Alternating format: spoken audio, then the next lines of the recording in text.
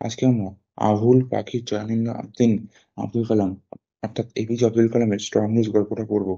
যার জন্ম 1931 সাল এবং তিনি মারা যান 2015 সালে। ইনি কিন্তু এরোস্পেস ইঞ্জিনিয়ারিং এর একজন লিডার ছিলেন অফ ইন্ডিয়ার। ইনি কিন্তু বেশিরভাগ সময়টাই সায়েন্টিস্টেরই কাজ করেছেন। ইনি কিন্তু 11th প্রেসিডেন্ট অফ ইন্ডিয়া ছিলেন ফ্রম 2004 টু 2007। এনার এই গল্পটা ডাক্তার কালামের অটোবায়োগ্রাফি উইংস অফ ফায়ার থেকে নেওয়া হয়েছে। এই গল্পে আমরা তার বাল্যকাল সম্বন্ধে পড়বো।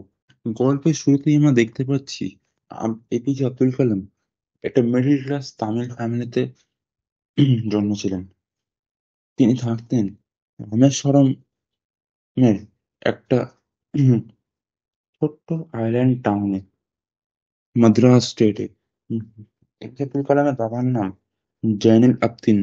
তার বেশি পড়াশোনা ছিল না বা বেশি ধন সম্পত্তিও ছিল না, কিন্তু তার মধ্যে একটা স্পিরিচুয়াল ব্যাপার ছিল। এবং আমরা দেখতে পাচ্ছি আব্দুল কালামের মা আশিয়াম্মা বেশি বড়লোক হওয়া না সত্ত্বেও তারা কিন্তু প্রচুর মানুষকে খাওয়াতো। এইজন দুজন মেয়ে সাহায্য করার জন্যই এপিজে আব্দুল কালামের বাবা মাকে আইডিয়াল কাপল হিসেবে গণ্য করা হয়েছিল এবং তাদেরকে ব্রিটিশ দ্বারা বাহাদুর টাইটেল দেওয়া হয়েছিল। এপিজে আব্দুল কালাম কিন্তু একটু শর্ট দেখতে ছিল, খুব একটা ভালো দেখতে ছিল না, খুব একটা লম্বাও ছিল না। তারা কিন্তু অ্যানসেস্ট্রাল হাউসেই থাকতো, যেটা মিডল অফ দ্য 19th সেঞ্চুরিতে বিল্ড করা হয়েছিল। সেটা একটা fairly large pucca house made of limestone and brick on the mosque street in Rameswaram. তারা কিন্তু সমস্ত ধরনের, বিশেষ করে তার বাবা, সব লাক্সারিকে অ্যাভয়েড করতো। এপিজে আব্দুল কালাম কিন্তু তার মা বাবার সাথেই মায়ের সাথেই খেত। হুম মেঝেতে বসে আহ কলা পাতার উপরে laddered rice, aromatic sambar, a variety of sharp, homemade pickle, and a dollop of fresh coconut chutney. হুম, আব্দুল কালামদের পাড়ায় একটা শিব টেম্পল ছিল, যেটা রামেশ্বরমকে খুব ফেমাস করেছিল পুণ্যার্থীদের কাছে। কারণ ওটা আব্দুল কালাম বাড়ির থেকে 10 মিনিট দূরত্বেই ছিল। আব্দুল কালামদের পাড়াটা মুসলিম হলেও সেখানে কিন্তু হিন্দুরাও থাকতো, মিলেমিশেই থাকতো। সেখানে আবার একটা পুরোনো মসজিদ ছিল, যেখানে কিন্তু অ্যারাবিক প্রেয়ার হতো। এবং আব্দুল কালামের বাবা জেনারেল আব্দুল কালাম নিয়ে যেতেন সেখানে ইভিনিং প্রেয়ারের জন্য। হ্যাঁ, যখন তার বাবা প্রেয়ার করে বাইরে আসতেন, তখন সেখানে বিভিন্ন ধর্মের লোকরা দাঁড়িয়ে থাকতো একটা জল নিয়ে। সেখানে তার বাবা কিন্তু জলের মধ্যে হাত তোলাতে বলতেন এবং একটা মন্ত্র বলতেন, সেটা তারা বাড়ি নিয়ে যেতেন এবং রোগী সুস্থ হয়ে যাওয়ার পর তার বাবাকে এসে থ্যাংক ইউ বলতেন। এবং বাবা তাদেরকে বলতেন থ্যাঙ্কস টু আল্লাহ, এই কথাটা বলতে, দ্য মার্সিফুল। রামেশ্বরম টেম্পলের যে প্রধান পুরোহিত অর্থাৎ পাকসি লক্ষ্মণ শাস্ত্রী আমার বাবার খুব ক্লোজ ফ্রেন্ড ছিলেন। আমার মনে আছে তারা কিন্তু আমার ছোটবেলায় ট্র্যাডিশনাল ড্রেস পরে স্পিরিচুয়াল ম্যাটার নিয়ে ডিসকাস করতেন। যখন আমি একটু প্রশ্ন করার বয়সে এলাম, তখন আমি আমার বাবাকে জিজ্ঞেস করেছিলাম প্রার্থনা করার যৌক্তিকতা কোথায়, প্রার্থনা করে কি হয়। অর্থাৎ এই যে আব্দুল কালামের বাবা আব্দুল কালামের নামাজ পড়তে নিয়ে যেত, সেই নামাজ পড়ে কি হয়, সেটাই আব্দুল কালামের প্রশ্ন।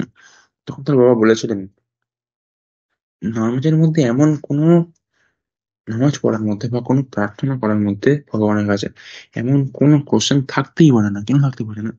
যখন তুমি হ্যাঁ, কোনো নামাজ পড়ছো বা কখনো তুমি প্রার্থনা করছো, তখন তুমি তোমার একটা কমিউনিকেশন করছো দুটো আত্মার মধ্যে। তখন তুমি তোমার শরীরকে উম, এই মহাবিশ্বের পার্ট ভাবনার চেষ্টা করছো, যেখানে টাকা পয়সা, বয়স, ধর্ম, বর্ণ এগুলোর কিছুই ভেদাভেদ থাকতেই পারে না।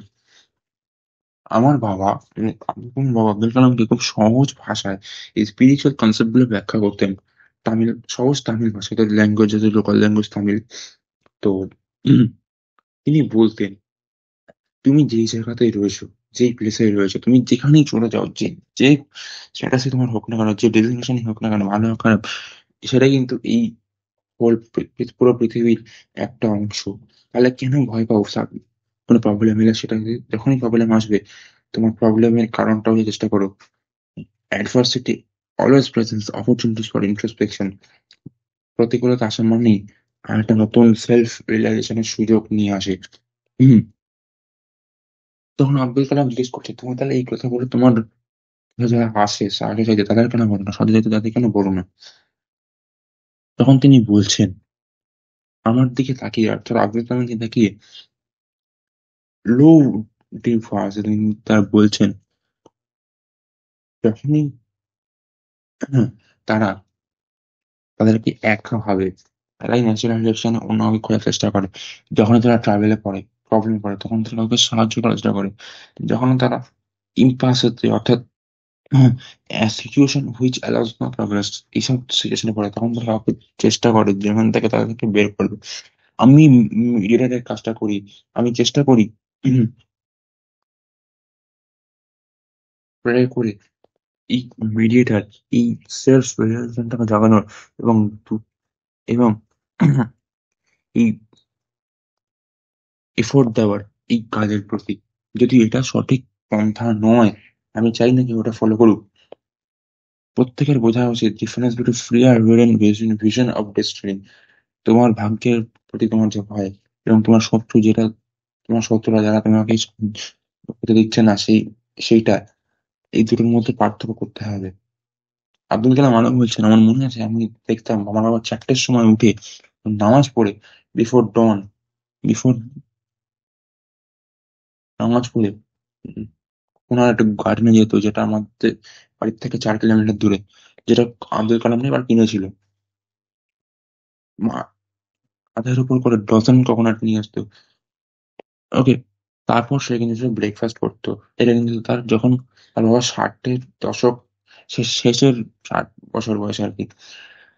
আব্দুল কালাম বলছেন, আমি আমার বাবাকে সবসময় এমিউলেট অর্থাৎ অনুসরণ করার চেষ্টা করেছি আমার নিজের সায়েন্স আর টেকনোলজি দিয়ে। আমি বুঝতে পেরেছি নিশ্চয়ই কোন একটা ফান্ডামেন্টাল ট্রুথ রয়েছে। আমি মনে করি কতটা ডিফাইন পাওয়ার রয়েছে এই, যেটা যখনই আমরা কোনো বিপদে পড়ি তখন সেটা আমাদেরকে ঘুরে দাঁড়াতে সাহায্য করে।